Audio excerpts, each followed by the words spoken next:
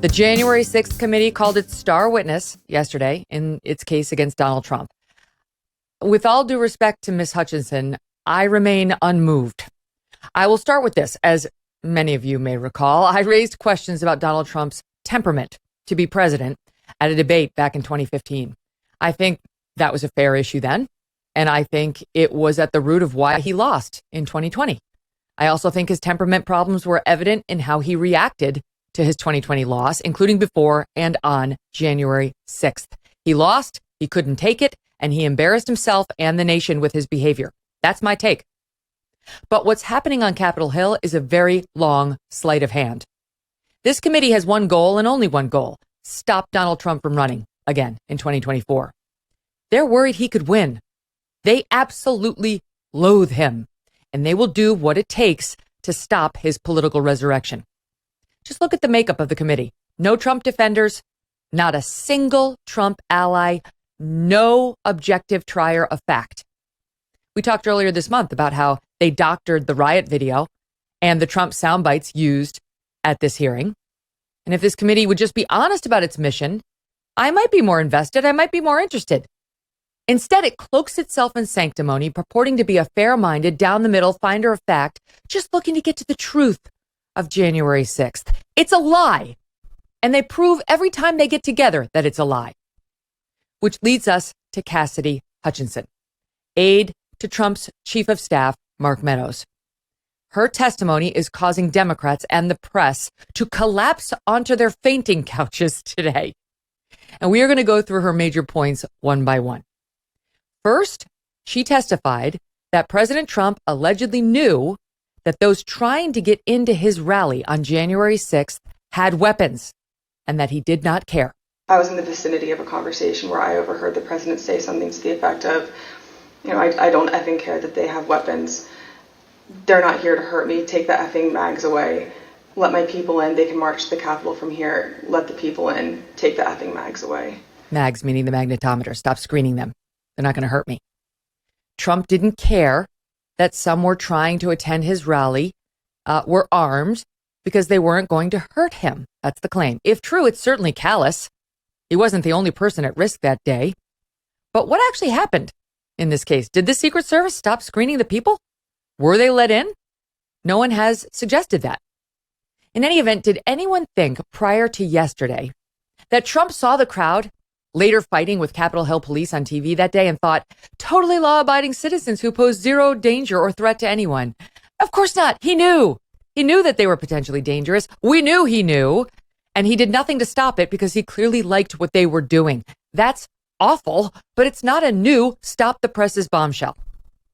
Moreover, there is a real question about whether Trump even actually said what Ms. Hutchinson's testimony suggests. All right. If you listen to her full testimony, you will hear that what she actually claims was she was in the vicinity, quoting, of, quote, a conversation where she, quote, overheard President Trump say something, quote, to the effect of, I don't care that they have weapons. A lot of qualifiers in there.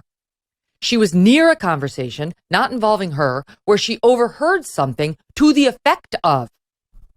A first-year law student could have driven a truck through the holes in that testimonial. Unfortunately, none was present yesterday, never mind a full-fledged lawyer presenting Donald Trump's defense or even just pressing the witness on certain problems with her testimony. I'm not calling her a liar. I'm saying there were problems that any defense lawyer would have exploited. Indeed, Trump has had no defense at all at any one of these hearings or the depositions leading up to them. Okay, second, Ms. Hutchinson claims that Trump, after that rally, got in his presidential limousine known as the Beast, demanded to go to the Capitol, and had a physical altercation with his driver when the driver refused to take him. The president said something to the effect of, I'm the effing president, take me up to the Capitol now. To which Bobby responded, sir, we have to go back to the West Wing. The president reached up towards the front of the vehicle to grab at the steering wheel. Mr. Engels grabbed his arm, said, sir, you need to take your hand off the steering wheel. We're going back to the West Wing. We're not going to the Capitol. Mr. Trump then used his free hand to lunge towards Bobby Engel. And when Mr. Ornato had recounted this story to me, he had motioned towards his clavicles. Okay. Does anyone really believe that Trump reached for the wheel of the beast and then tried to essentially strangle his security? I mean, please. Here again, Ms. Hutchinson was not a party to the actual exchange. A man named Tony Ornato got the story from Bobby Engel, head of Trump's security detail, who was in the car at the time. All right. So Engel was there, and he apparently told it to Ornato, who told it to Ms. Hutchinson. Ornato, when he told Hutchinson, I will say this, that guy Bobby Engel was there. So that helps her testimonial. But here again, she paraphrases. If you listen to her full testimonial, she goes on and says, well, the president said something to the effect of, I'm the effing president. Take me up to the Capitol. What does that mean? He said it or he didn't. What does that mean? Something to the effect of. Which words are you unsure of? Effing? Take me to the Capitol? Why can't you remember, Ms. Hutchinson? Why do you keep saying to the effect of and recounting all of these conversations to this committee, which, by the way, Ms. Hutchinson did throughout her 2-hour testimony yesterday? Her memory appeared to be rather shaky. Listen. Then Tony had relayed to me something to the effect of, where I overheard the president say something to the effect of, Mr. Cipollone said something to the effect of, the president said something to the effect of, and he said something to the effect of, and I remember Pat saying to him something to the effect of, and Pat said something to the effect of, and very clearly had said this to Mark, something to the effect of, I remember Pat saying something to the effect of, and Mark had responded something to the effect of. Something to the effect of, you remember it very clearly? Then tell us what it was. Not to the effect of. What exactly? What were the words used? Tell us. Last night, the driver and Mr. Engel, the head of Trump's security, reportedly disputed Ms. Hutchinson's claims about that alleged confrontation with Trump in the Beast.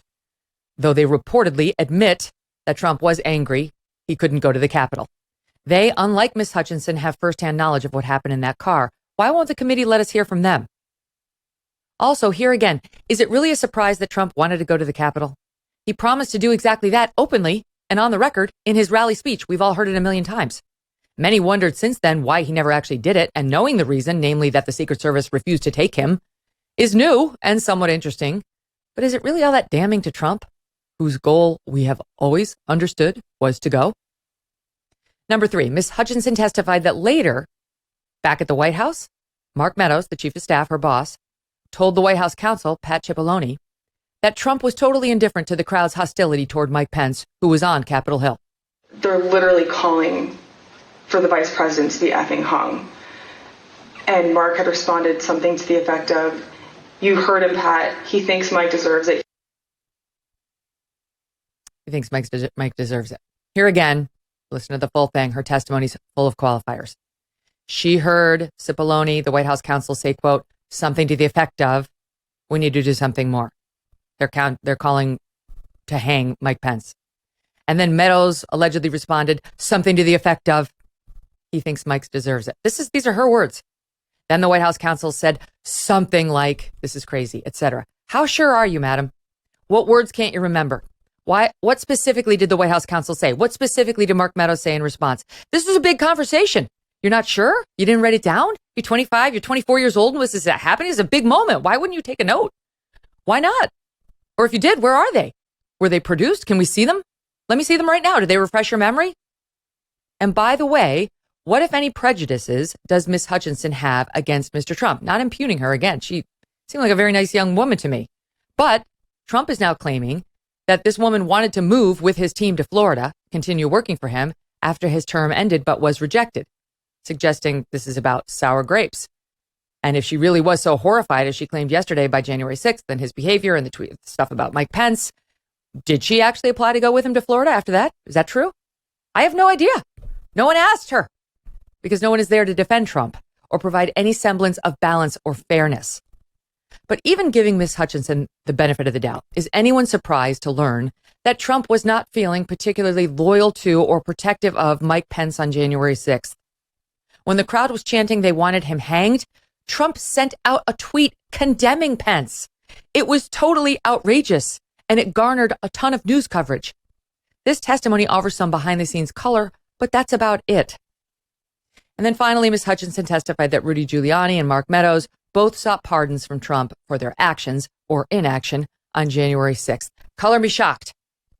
They knew what had happened inside that White House. They knew it was inexcusable, and they wanted a get-out-of-jail-free card after not doing more to stop it. Okay. None of this reflects well on Donald Trump. Does anyone think January 6th reflects well on Trump? But there's no need to pretend that this is some earth-shattering game changer. It's additional flavor on an already cooked meal. The attempt to claim otherwise comes from people who already loathed Trump. I actually think I'm in a unique spot on this front. I feel no need to defend Trump or his character, as my audience knows. But I know a sham trial when I see one. And this is not justice, it is not fair, and it is not to be trusted. Black Rifle Coffee Company is a veteran-founded company serving premium coffee to people who love America. They develop their explosive roast profiles with the same mission focus learned as military members serving this great country of ours. Black Rifle Coffee imports high-quality coffee beans from Colombia and Brazil, and then they roast them 5 days a week here in America at their facilities in Manchester, Tennessee, and Salt Lake City, Utah. And that means you get the freshest coffee and the best, no matter where you live. Enjoy the awesome packaging and the unique flavors like Silencer Smooth and Lava Panther and so many more.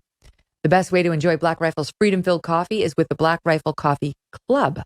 And when you join the club, not only do you get their cool mugs, which I love, but your brew of choice is roasted, packaged, and shipped free to your door on your schedule. You don't have to worry about running out ever again. A win-win scenario. Buy it at blackriflecoffee.com. Use the code MK at checkout for 20% off your purchase and your first coffee club order. blackriflecoffee.com/MK. Use that code MK at checkout. Black Rifle Coffee, America's coffee. Hey, thanks so much for watching. If you like what you just saw, hit the subscribe button for more clips and full episodes.